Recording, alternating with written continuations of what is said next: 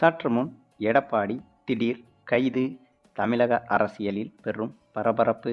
சட்டமன்ற தேர்தலில் மிகப்பெரிய பின்னடைவை சந்திக்கும் அதிமுக. அதாவது தமிழக சட்டமன்ற தேர்தல் என்பது இன்னும் சில தினங்களில் நடக்க இருக்கிறது. இதற்காக திமுக, அதிமுக உள்ளிட்ட தமிழக கட்சிகள் அனைத்தும் தீவிரமான தேர்தல் வேலைகளில் இறங்கி வருகிறது. குறிப்பாக திமுக, அதிமுக, விஜயின் கட்சி, சீமான் கட்சி உள்ளிட்டவைகள் வேட்பாளர்களை நியமித்து வருகிறது. இதில் முதலாவதாக சீமான் கட்சிதான் அனைத்து தொகுதிகளுக்கும் வேட்பாளர்களை அறிவித்தது. அதற்கு பிறகு அதிமுக, திமுக, விஜயின் கட்சி உள்ளிட்ட கட்சிகளும் வேட்பாளர்களை அறிவித்திருக்கிறது. அதிலும் இன்றைய தினம்தான் விஜயின் கட்சி வேட்பாளர்களை அறிவித்தது. ஆகவே சட்டமன்ற தேர்தலை நோக்கி தீவிரமான தேர்தல் வேலைகளில் ஒவ்வொரு கட்சிகளும் இறங்கி வருகிறது என்பதும் குறிப்பிடத்தக்கது. ஒரு பக்கம் இந்த தேர்தல் நேரத்தில் பணம் பட்டுவாடா நடந்துவிடக்கூடாது என்று பறக்கும் படை தீவிர சோதனையில் ஈடுபட்டு வருகிறது. ஆனாலும் கூட ஆங்காங்கே பறக்கும் படையினரால் லட்சக்கணக்கிலும் ஆயிரக்கணக்கிலும் சில ரூபாய்கள் கைப்பற்றப்பட்டும் வருகிறது. அது மட்டுமில்லாமல் ஒரு சில இடங்களில் பரிசு பொருட்களும் பொதுமக்களுக்கு விநியோகம் செய்வதற்காக கொண்டு சென்ற பரிசு பொருட்களையும் பறக்கும் படையினர் கைப்பற்றியிருக்கின்றனர். ஆனாலும் கூட ஆங்காங்கே இன்னமும் பணம் பட்டுவாடா என்பது பொதுமக்களுக்கு நடந்து வருகிறது என்ற தகவலும் வெளியாகி வருகிறது.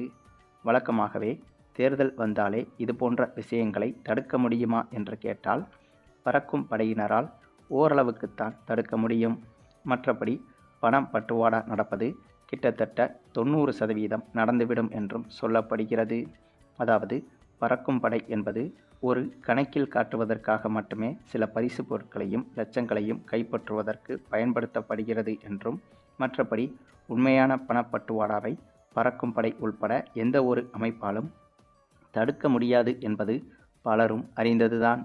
ஆகவே இப்படியாக சட்டமன்ற தேர்தலை முன்னிட்டு தமிழக அரசியலில் பல்வேறு சூழல்கள் சென்று கொண்டிருக்கும் இதே நேரத்தில் மற்றொரு அதிர்ச்சி செய்தி ஒன்றும் வெளியாகியிருக்கிறது.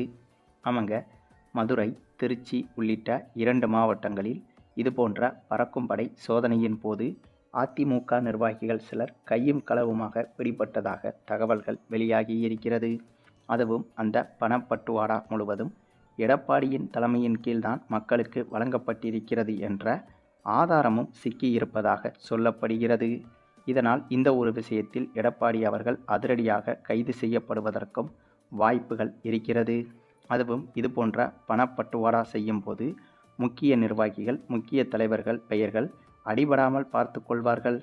ஆனால் இந்த விஷயத்தில் கொஞ்சம் கவனக்குறைவாக இருந்த எடப்பாடி தற்போது கையும் களவுமாக சிக்கியிருக்கிறார் என்ற தகவலும் வெளியாகியிருக்கிறது.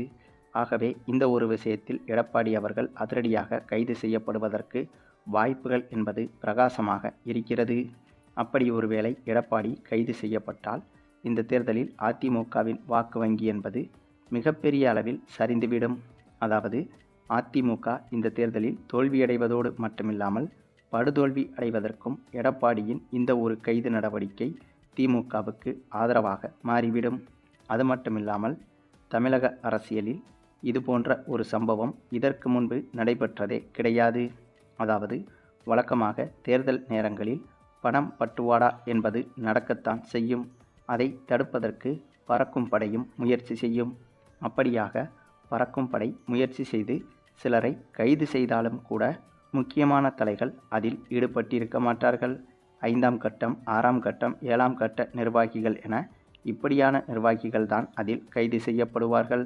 ஆனால் முதல் முறையாக ஒரு கட்சியின் தலைவரே இந்த விஷயத்தில் இப்படி சிக்கியிருப்பது என்பது தமிழக அரசியலில் மிகப்பெரிய அதிர்வலையை கிளப்பியிருக்கிறது. அதாவது இந்த ஒரு விஷயத்தை கூட சரியாக செய்ய தெரியாத எடப்பாடியால் எப்படி தமிழக மக்களுக்கு நல்லாட்சியை கொடுக்க முடியும் என்ற கேள்விகளும் எழுந்துள்ளது. ஒவ்வொரு கட்சியில் இருக்கும் 5ஆம் கட்ட, 6ஆம் கட்ட நிர்வாகிகள் கூட சரியாக செய்யும் இந்த ஒரு விஷயத்தை கூட அதிமுகவின் முதன்மை தலைவராக இருக்கும் எடப்பாடியால் செய்ய முடியவில்லை என்பதுதான் மிகப்பெரிய அவமானமாக பார்க்கப்படுகிறது. ஆகவே எடப்பாடி அவர்கள் அதிரடியாக கைது செய்யப்பட்டு சிறையில் அடைக்கப்படுவதற்கும் அதிக வாய்ப்புகள் இருக்கிறது.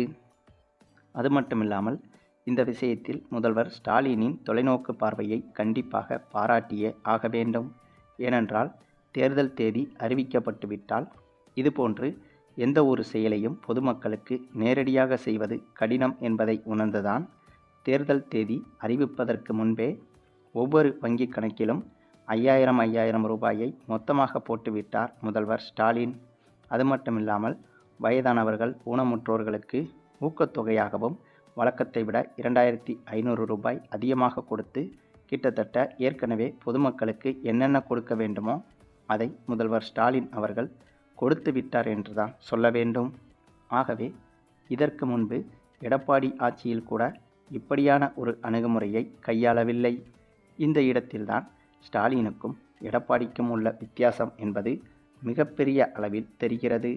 ஏனென்றால் சின்ன விஷயத்தை கூட சரியாக செய்ய தெரியாமல் மொத்தமாக சிக்கியிருக்கிறார் எடப்பாடி. ஆனால் மிகப்பெரிய விஷயத்தை அசால்ட்டாக செய்து தினம் தினம் சம்பவம் செய்து கொண்டிருக்கிறார் முதல்வர் ஸ்டாலின். ஆகவே ஒரு பானை சோற்றுக்கு ஒரு சோறு பதம் என்பதைப் போல இந்த ஒரு விஷயத்திலேயே தலைமைத்துவத்தின் உச்சம் இதில் யார் என்பதை புரிந்து கொள்ள முடியும். அது மட்டுமில்லாமல் தமிழக அரசியலை பொறுத்தவரையில் இந்த சட்டமன்ற தேர்தலில் ஏற்கனவே திமுக வெற்றி பெறுவதற்குத்தான் அதிக வாய்ப்புகள் இருப்பதாக சமீபத்திய கருத்து கணிப்புகள் அனைத்தும் உறுதிப்படுத்தியது. இந்த சூழலில் இதுபோன்ற விஷயங்களும், அதாவது எடப்பாடி கைது போன்ற விஷயங்களும் திமுகவின் வாக்கு வங்கியை இன்னும் அதிகப்படுத்தும்.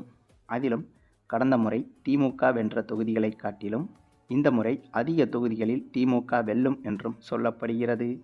அதற்கு காரணம் இந்த முறை திமுகவின் கூட்டணி கட்சிகள் என்பது யானை பலமாக மாறியிருக்கிறது. நிறைய கட்சிகள் திமுக கூட்டணியில்தான் இருக்கிறது. ஆகவே இந்த முறை திமுகவை வீழ்த்துவது என்பது எந்த ஒரு தமிழக கட்சிகளாலும் முடியாது என்பது ஏற்கனவே தெரிந்த விஷயம்தான். ஆனால் இந்த முறை திமுக எத்தனை தொகுதிகளில் வெற்றி பெறப் போகிறது என்பதுதான் தமிழக மக்களின் எதிர்பார்ப்பாகவும் இருக்கிறது.